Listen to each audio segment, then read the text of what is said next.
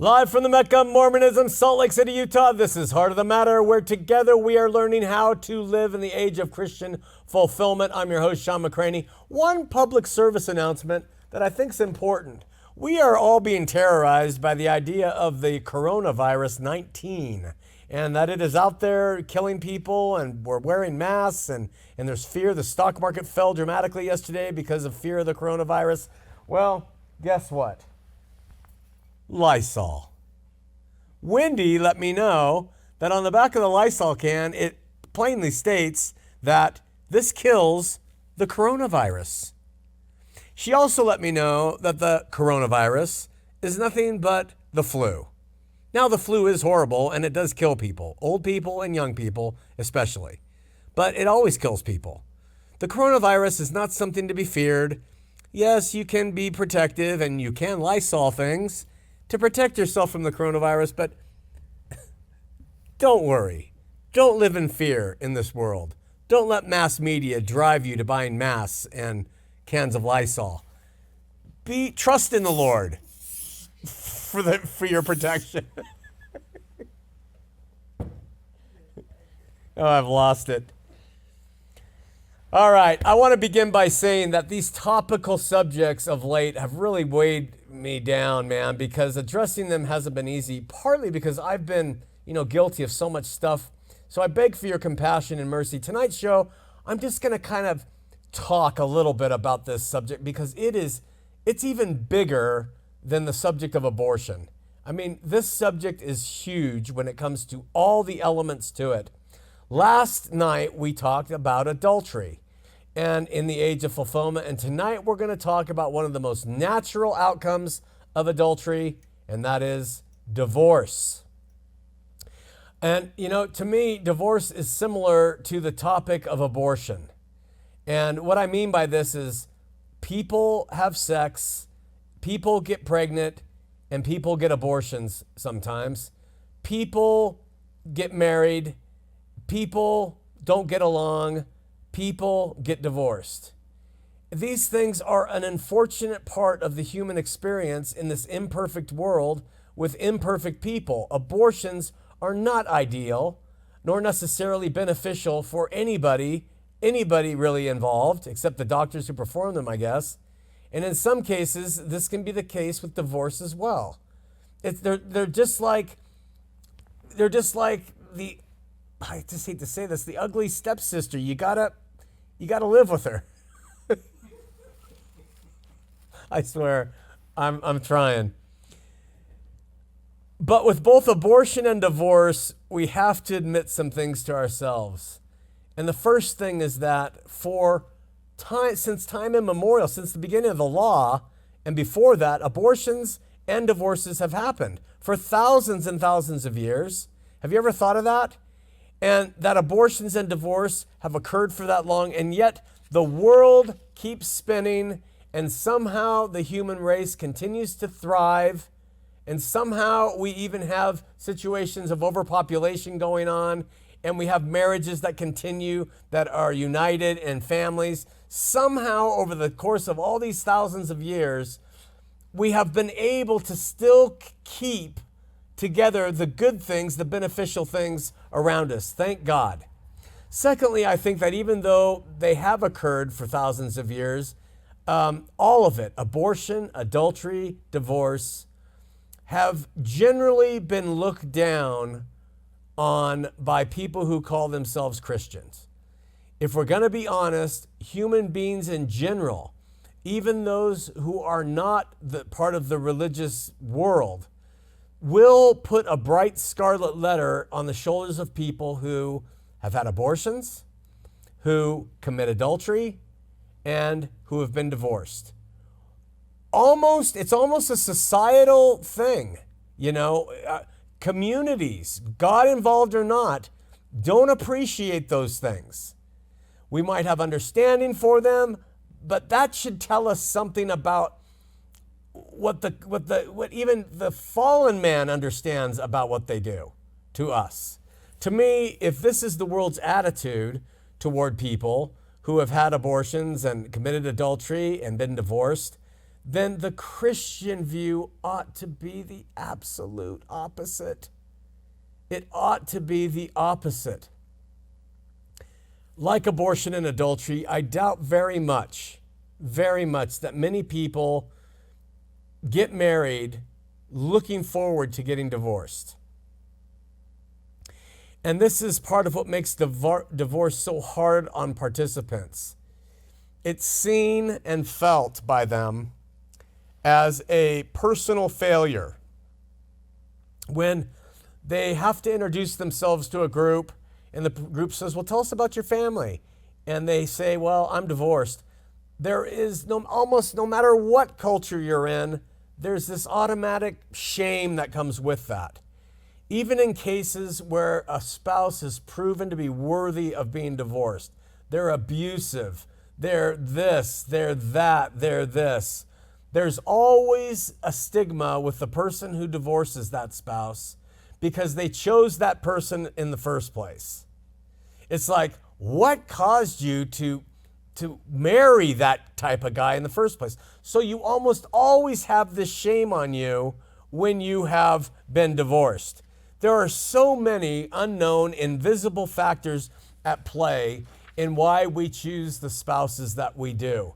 And we forget about that. We forget about these unseen forces. Some people are fortunate and lucky in love. They meet the person that they want to be with. That person wants to be with them, and they remain loyal and faithful to each other throughout their lives. They are blessed people, and that happens in this life. But we don't know why many people get betrothed and then married. We could do it because the person has a face that reminds us of a person who was nice to us when we were a baby. We could do it because there's biochemical factors at play. We could do it because we're seduced by a desire, because they have something that we're missing in our lives. We have subconscious factors that lead us to make decisions to marry and become partnered up with somebody, and we can't always tell why. When we get to the biblical facts about divorce and whether they apply to us in this age or not, I feel a responsibility to share a perspective with you before we talk about the biblical definition of it. We might carry this on to next week. But I think this is really an important perspective when it comes to helping people avoid divorce. And instead of just saying divorce, bad, bad, bad, I think it's really important to get to the heart of the matter on marriage first. And I'm not talking about the definition of marriage as we've talked about in the past, but I'm talking about how we choose who we marry. And I think this will contribute to the discussion about improving our divorce rates by starting with what do you and why do you and how do you marry? And I want to do this by likening it to buying stocks. I was a stockbroker for 13 years. I know what the investment markets are all about. And even though I haven't done it for 20 years, I still know it. There are a number of approaches people take to investing in stocks and equities, stocks, equities, same thing. And I think that we can apply this truth there's a number of ways people choose spouses. When stocks are picked because of charts, the up and down things you see in the Wall Street Journal, those people used to be called chartists. They're really called technicians. And they look for all these different factors in the charts to determine whether they want to invest in that stock or not. In our age of computers, much of this is done automatically through algorithms and computer programs to help achieve this. When it comes to marriage, there's dating sites today that claim to have algorithms and stuff that can take two people, bring them together more effectively than just the random people choosing themselves. Who knows if it really works or not. When it comes to investing in stocks, though, there's another way people do it, and they look at the fundamentals of the company. They look at the products or services the company provides, the management, the assets, the liabilities, the spreadsheet, distribution lines, competition, all that stuff. And when it comes to a prospective spouse and looking for one, that's like looking under the hood of a person's upbringing and their parents and their siblings and genetic factors and their relationship history and education and all the things that make that person up. You do an inventory of that person, and it takes time and it takes work and effort to kind of learn, and you kind of vet each other. You learn what is true and what isn't. That's important when you're going to invest in a spouse. Finally, when it comes to owning stocks, there are people who don't look at the fundamentals. They don't look at the technicals. They are purely emotional in their picking of a stock. They're even romantic in their ideations of what would make a good stock. People do this and they like the sound of the XYZ company. They saw a funny commercial the XYZ company put out, or their friends are really into the XYZ company, and so they buy into that stock as a long-term investment. And this happens in choosing spouses all the time. Love and romance blind the participants to the downsides of the prospective spouse, and they venture into the marriage somewhat blind. And it's because they're emotionally driven and there's some sizzle to that person that they say, I want to invest my life with that person without doing much homework, so to speak. This is what romantic love does to us, and most of us have fallen victim to it one time or another. Now it's here where all of this comes together when we talk about divorce. Let me explain. The problem with emotional investing. I saw a commercial for the XYZ company. I call my broker. I think it's really funny. I think they're going to do great. Let me have 100 shares, right? The problem with that is that when the price of that stock goes down, you have no reason, you've done no homework, you know nothing about it really. All you see is that it's gone down, and what that prompts inexperienced investors to do is sell the stock, to get out of it, to not be committed to it, because it was an emotional, impetuous, romantic decision in the first place. When the stock doesn't go up like you want it to, but goes down instead, there's really nothing to keep you committed to keeping that stock. So you sell it. The same is true with impetuous marital relationships.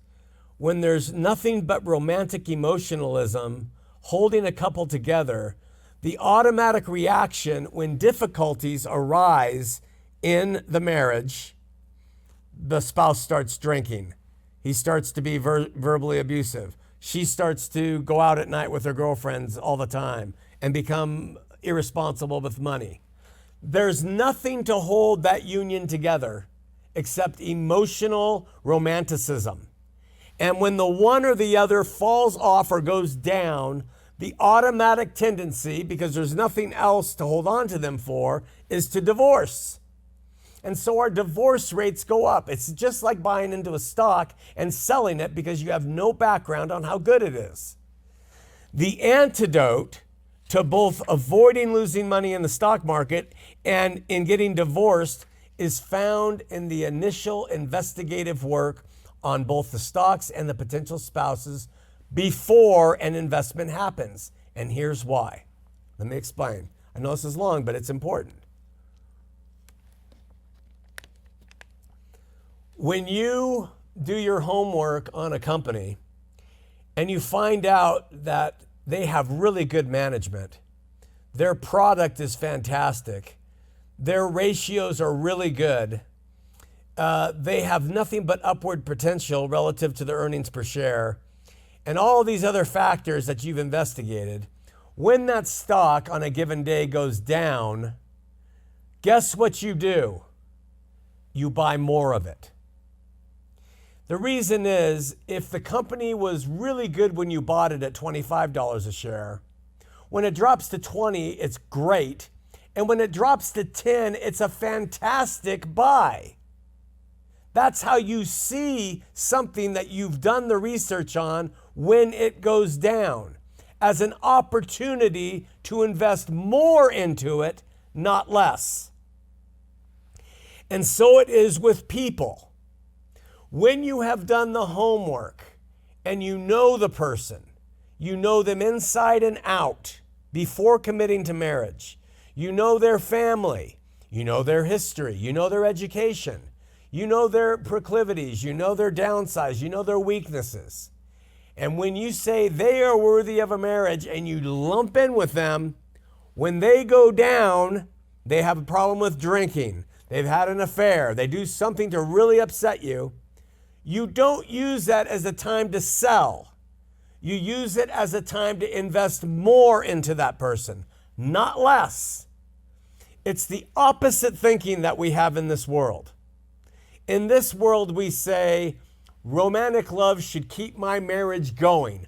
But if that spouse does something bad, I'm divorcing him. We have to change our thinking.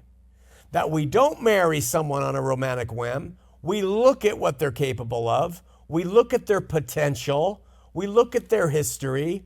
We make the decision to marry them. And when they have a hard time, we invest more into them, not less. That's a change in thinking. Doesn't happen easily, but it's the way it works. So I cannot for the life of me understand the Christian attitude that does three really insipid things relative to marriage. None of them are reasonable to me. The first mindset says, at the first sign of trouble, my spouse looked at porn, my spouse got involved emotionally with a man at work, my spouse has been texting his old girlfriend, my spouse can't keep a job, is to divorce them. Especially when children are involved. I can't understand that mindset for the life of me. That anybody would encourage anybody else to divorce when trouble pops up. The second mindset, which is just as unconscionable, says, you can't divorce a faithful husband or a faithful wife if they have not committed adultery. You cannot divorce them unless they've committed adultery. In other words, they can beat you, they can yell at you, they can demean you, and they can torture your kids. But if they haven't committed adultery, you don't have biblical justifications to divorce them. That is insane.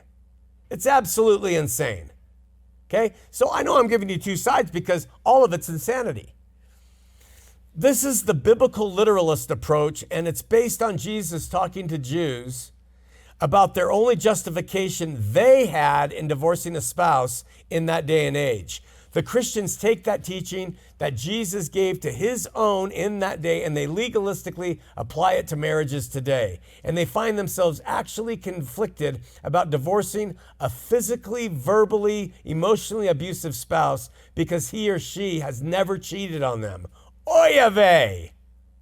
I've heard Eric, will you get me a water out of the black refrigerator? I've heard it discussed in people's minds. Well, he's always been faithful, as she says, holding a stake to her black eye. What the hell's wrong with you?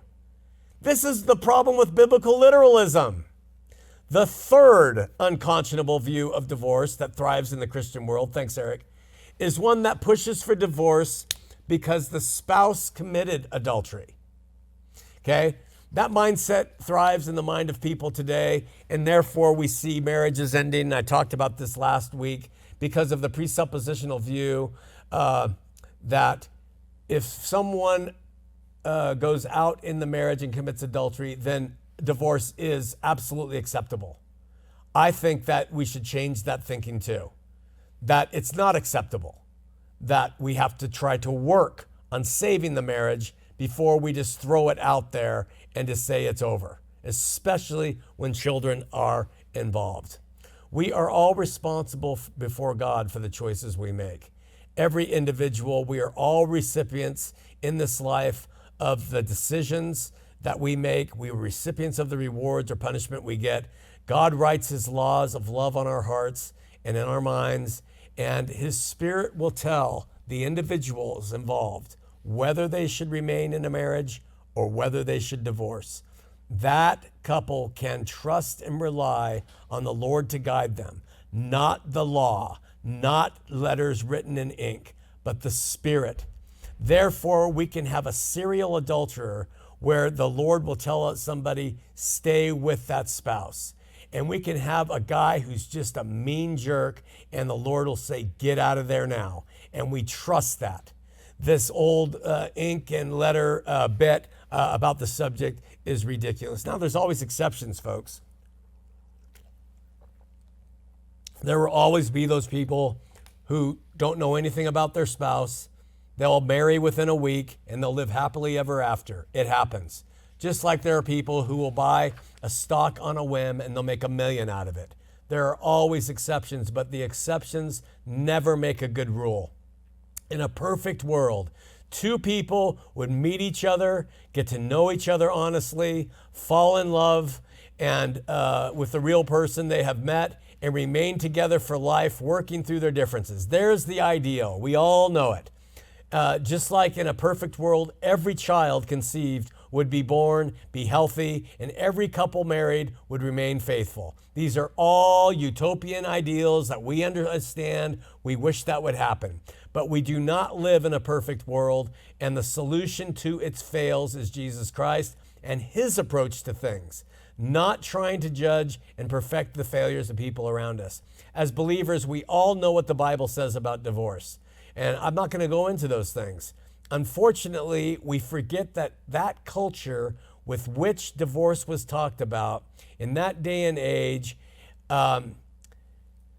set the tone for why that advice was given. We forget that Jesus' words about divorce were to Jews, his own, who were under the law, who were using bills of divorcement to get rid of wives who didn't make their toast right.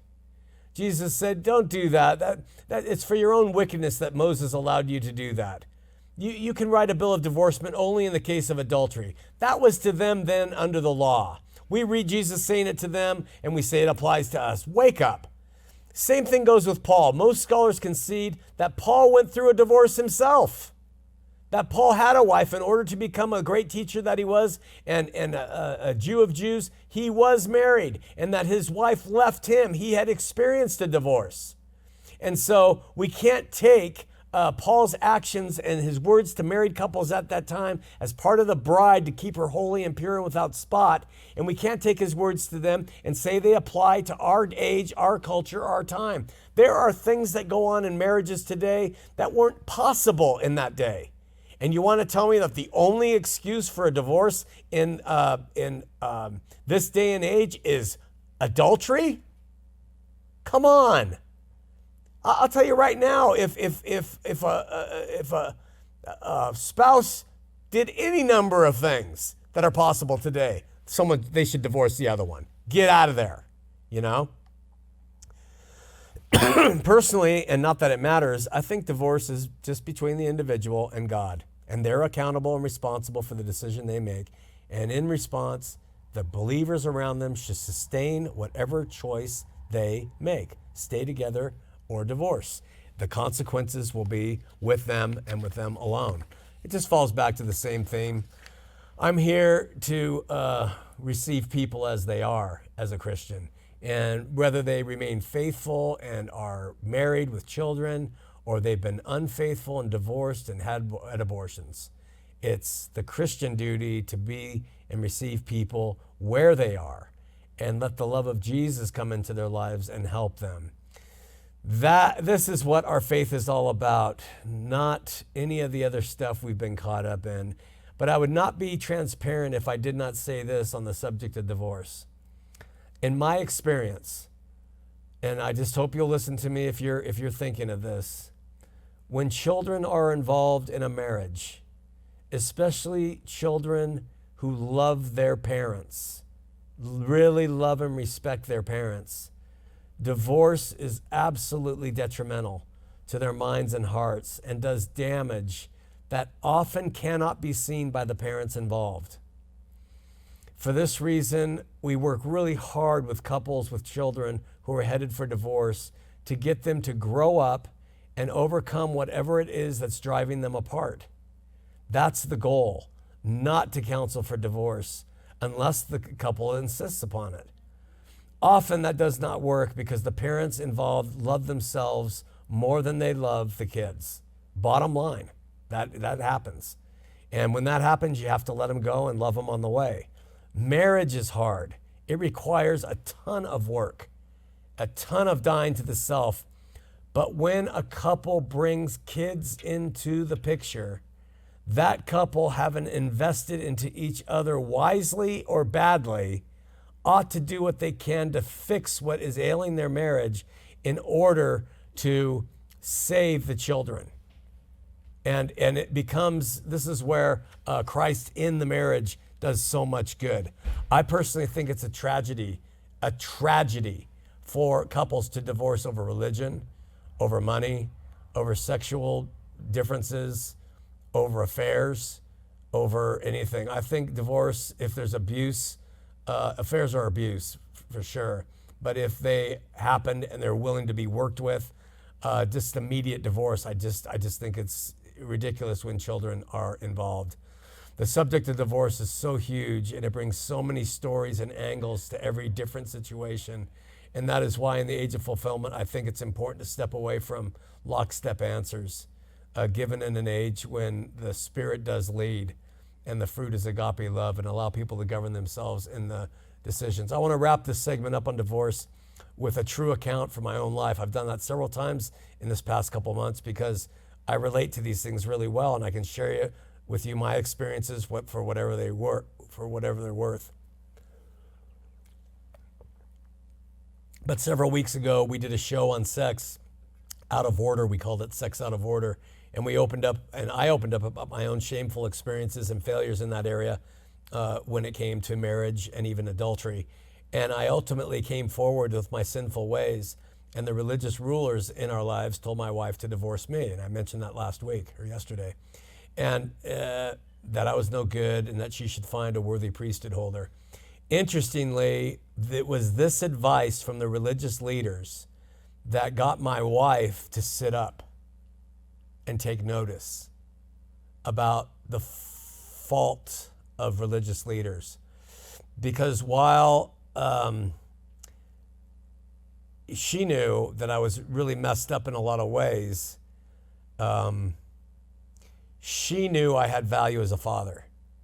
She knew that I loved my daughters and that I did try and devote as much of my life to them as possible. And while I was certainly guilty of failing her, she knew that I was a father that doted and worked hard to try to have a relationship with his three daughters. And so when those religious leaders said divorce him, she knew, wait a minute, there's something wrong with this advice, even though she was still an active Mormon.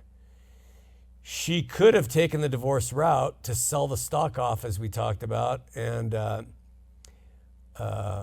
would have been justified by Scripture, but she had the authorization of the religious leaders, but the advice was the advice of men who were taking what is written in ink and they were using it, but it wasn't what the Spirit said. And so she chose to dive into working with me and facing my demons and letting this God that I professed to have in my life to save us. And here's the thing, when a couple, no matter how messed up they can be, love and allow God to step into their lives, and the couple is willing to put their children's welfare first, irrespective of what's gone on between them, amazing, wonderful, life-altering things begin to occur. In the individuals, in the couple, in the children, and in the family. And I can tell you that right now, firsthand. I'm living proof of it. Certainly my selfish, egotistical, proud actions nearly destroyed my family. Had we divorced, it would have destroyed our family badly. But we decided, thank God, my wife decided, and my children decided, to work it out with God at the helm. I committed to letting him work. She committed to letting him work. My children watched to see what our committing to God working in our lives would do. They then committed to him in their lives. And God was able to take a very bad situation and turn it good. In many cases, not all, but in many cases, divorce is an immediate reaction that is unfortunately endorsed by the world, religious or not.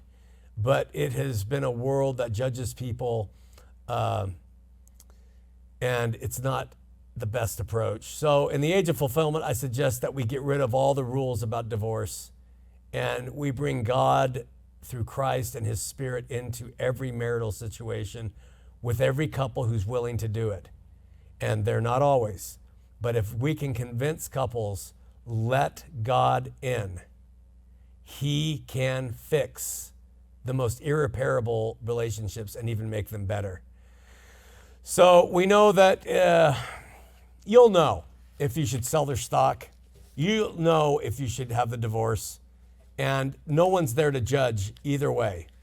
But if children are involved, my only advice, whether you follow it or not, love you the same, is do everything imaginable and possible to work that marriage out and avoid the tragedy of divorce. Mark your comments below.